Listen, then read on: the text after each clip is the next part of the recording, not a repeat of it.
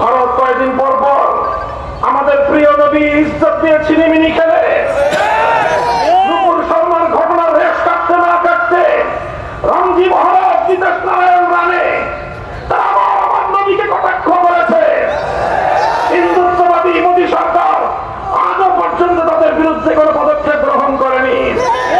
ভারত জুড়ে মুসলমানদের রক্তে আগুন লেগেছে। সংখ্যালঘুদের ধর্মীয় অনুভূতিকে যেমন আমরা শ্রদ্ধা জানাবো, সংখ্যালঘিষ্ঠ 90% মুসলমানদের ধর্মীয় অনুভূতিতে যদি কেউ আঘাত দেওয়ার পায়তারা করেন, একচুল পরিমাণ ছাড় দেওয়ার সুযোগ নাই। ভারত কয়েকদিন পর পর আমাদের প্রিয় নবী ইজ্জত দিয়ে ছিনিমিনি খেলে নুপুর শর্মার ঘটনার রেশ কাটতে না কাটতে রঞ্জি মহারাজ জিতেশ নারায়ণ রানে তারা আমার নবীকে কটাক্ষ করেছে। হিন্দুত্ববাদী মোদী সরকার আজও পর্যন্ত তাদের বিরুদ্ধে কোনো পদক্ষেপ গ্রহণ করেনি। ভারত জুড়ে মুসলমানদের রক্তে আগুন লেগেছে। ভারতের মুসলমানদের রক্তে আগুন বাংলাদেশেও ছড়িয়ে পড়তে শুরু করেছে। আমরা আমাদের সরকারকে স্পষ্ট দাবি জানাতে চাই, প্রয়োজনে ভারতের রাষ্ট্রদূতকে তলব করুন, নিন্দা জানান। যদি এরপর আপনারা পদক্ষেপ গ্রহণ না করে প্রয়োজনে ভারতের সঙ্গে কূটনৈতিক সম্পর্ক ছিন্ন করুন, রাজনৈতিক সম্পর্ক ছিন্ন করুন, ব্যবসা বাণিজ্যের সম্পর্ক ছিন্ন করুন। তারা আমাদের নবীকে কটূক্তি করবে, কটাক্ষ করবে, আর আমাদের দেশ থেকে তাদের দেশের টনকে টন ইলিশ মাছের রপ্তানি হবে। এই জিনিস বাংলাদেশের মানুষের কাছে ভালো লাগে না। বলবেন বৈদেশিক মুদ্রার প্রয়োজন, আমরা বলবো বৈদেশিক মুদ্রা ভালো কথা, কিন্তু নবীর ইজ্জতের বিনিময়ে কোনো বৈদেশিক মুদ্রা আমরা চাই না। সরকারকে বলবো ধর্মপ্রাণ মানুষের সেন্টিমেন্ট বুঝবার চেষ্টা করেন।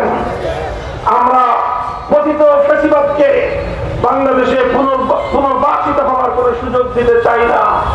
এজন্য অন্তর্বর্তীকালীন সরকারকে সকল ক্ষেত্রে সর্বোচ্চ ধৈর্য ধারণ করেই আমরা সহযোগিতা করছি এবং সামনের দিনেও করে যাব।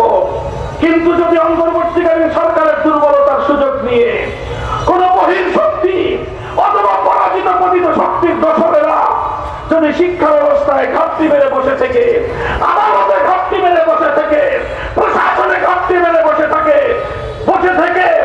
এদেশের শান্তিকামী বিপ্লবী মুসলিম জনতার বিরুদ্ধে, ইসলামিক জনতার বিরুদ্ধে কোন ষড়যন্ত্রে দানা বাঁধতে শুরু করে, তাহলে আমরা সেটা প্রতিহত করবো ইনশাআল্লাহ।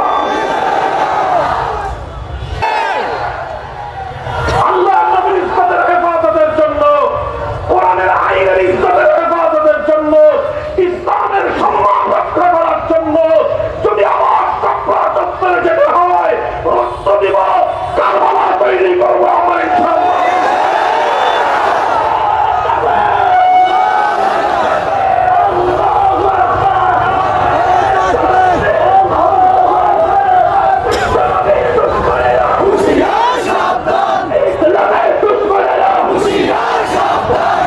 একটি বৈষম্যহীন সমাজ, ইনসাফপূর্ণ একটি সমাজ কায়েম করতে যাই আমরা সবাই, সকলে বলেন ঠিক না বেঠিক? পূর্ণাঙ্গ ইনসাফপূর্ণ বৈষম্যহীন সমাজ গড়তে হলে মানব রচিত গণতন্ত্র মন্ত্র দিয়ে সম্ভব নয়। এজন্য প্রয়োজন আল্লাহ জমিনে আল্লাহ প্রদত্ত রাজনৈতিক বন্দোবস্ত। খেলাফত ব্যবস্থার বিকল্প নাই। আগামী দিনে আল্লাহর এই জমিনে খেলাফত ব্যবস্থা বাস্তবায়ন করার জন্য খেলাফত মজলিসের পতাকা ধরে শামিল হবেন কারা? দেখা হবে রাজপথে, কথা হবে স্লোগানে স্লোগানে। স্লোগান তুলুন, খোদার আকাশ খোদার জমিন।